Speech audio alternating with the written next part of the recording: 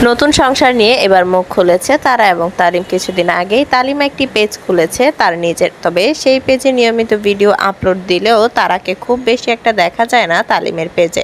বর্তমানে তারা সালাম ভাইয়ের বাসায় থাকে বেশিরভাগ সময়।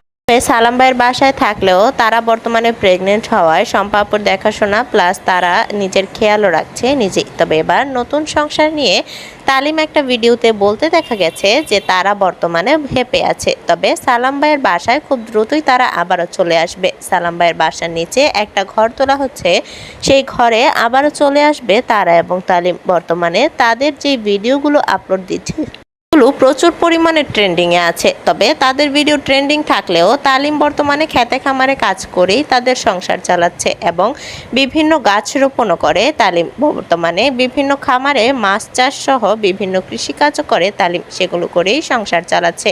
সেই সবজি এবং ফল ফলাদি ঢাকায় বিক্রি করে, সে টাকা দিয়েই সংসার চলছে তাদের। কিন্তু খুব দ্রুতই তারা সালাম ভাইয়ের বাসায় চলে আসবে বলে জানা যায়।